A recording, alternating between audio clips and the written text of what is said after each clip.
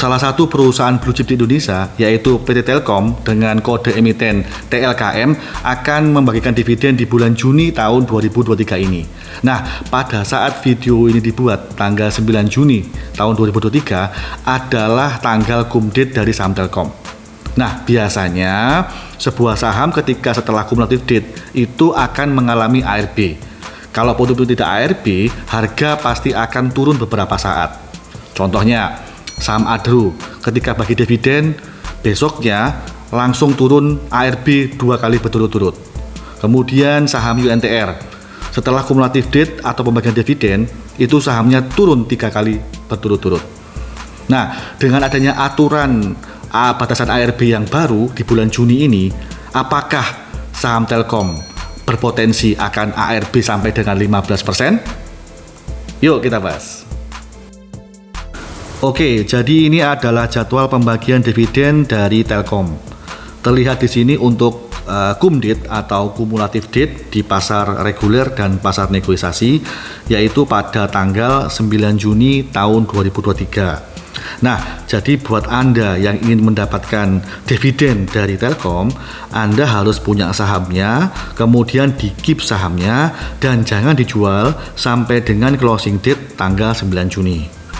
Kemudian untuk expired date atau ex-date di pasar reguler dan pasar negosiasi, yaitu terjadi pada 12 Juni. Nah, pada tanggal ini Anda bisa menjual saham Telkom tapi tetap mendapatkan hak dividen. Kemudian untuk pembayarannya akan dilaksanakan pada tanggal 5 Juli tahun 2023.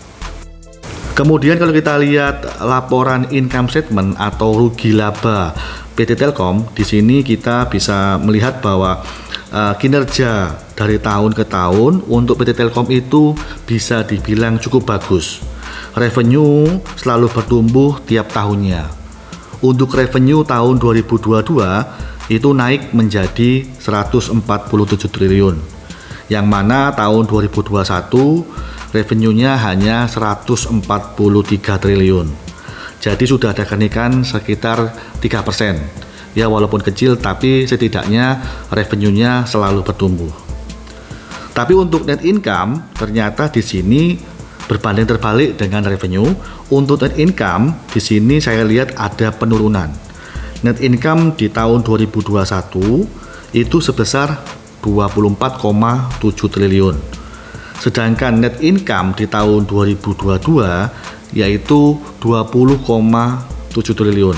Artinya di sini sudah ada penurunan sekitar 19% year on year. Dan kalau saya cek, penurunan ini akibat dari pendapatan dari telepon yang menyusut sekitar 17%. Dan juga adanya kerugian Telkom dari investasi di GoTo sebesar 6,4 triliun. Tapi poin yang menarik dari saham Telkom adalah walaupun laba bersihnya turun, tetapi dividen yang akan diberikan Telkom justru lebih besar daripada dividen tahun kemarin. Sekarang kita cek laporan IPS-nya. Oke, jadi ini adalah laporan earning per share dan di sini Anda bisa lihat bahwa IPS total untuk tahun 2022 itu memang mengalami penurunan jika dibandingkan dengan IPS tahun 2021. Untuk IPS tahun 2022 yaitu sebesar 209, yang mana IPS tahun 2021 yaitu sebesar 250. Tapi dividen yang akan diberikan untuk tahun 2022 yaitu sebesar 167, yang mana tahun 2021 dividen hanya 149. Hal ini dikarenakan karena dividen payout ratio untuk tahun 2022 itu lebih besar, yaitu sekitar 80%, yang mana dividen payout ratio untuk tahun 2021 hanya 60%.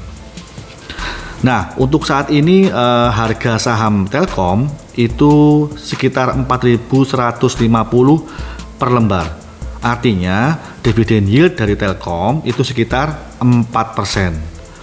Dan menurut saya dividen yield ini termasuk kecil jika kita bandingkan dengan dividen yield dari saham-saham batubara. Misalnya saham ADRU dan UNTR. Dividen yield dari saham ADRU dan UNTR itu di atas 20%. Nah, sekarang kita akan bahas apakah ada kemungkinan ARB untuk Telkom setelah bagi dividen. Untuk menjawab pertanyaan itu, kita harus lihat chart historis Telkom ke belakang seperti apa. Yuk kita cek. Nah, ini adalah chart untuk Telkom di tahun 2022, yang mana kumdit waktu itu terjadi di tanggal 7 Juni 2022. Terlihat di sini setelah kumdit itu besoknya tidak terjadi ARB, tapi harganya turun 3 hari berturut-turut. Dan kalau saya cek di sini penurunannya sekitar minus 7%. Kemudian kalau kita tarik chart yang agak ke belakang lagi, yaitu tahun 2021, yang mana kumdit untuk dividen Telkom di tahun 2021 yaitu terjadi di tanggal 8 Juni. Dan ternyata kita bisa lihat di sini setelah kumdit juga tidak terjadi ARB.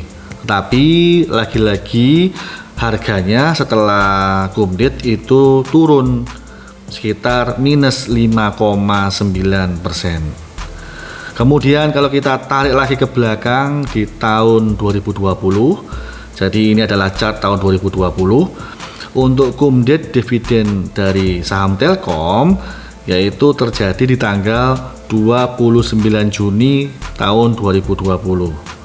Dan di sini juga kita bisa lihat bahwa setelah kumulatif date tidak terjadi ARB, tetapi lagi-lagi harganya turun 2 hari berturut-turut.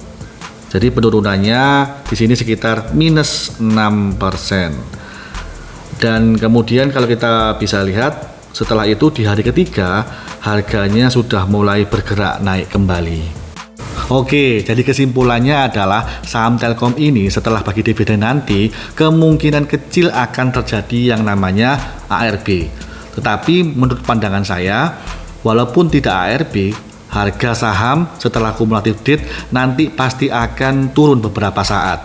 Nah, seharusnya momen penurunan ini bisa kita manfaatkan untuk beli di harga bawah.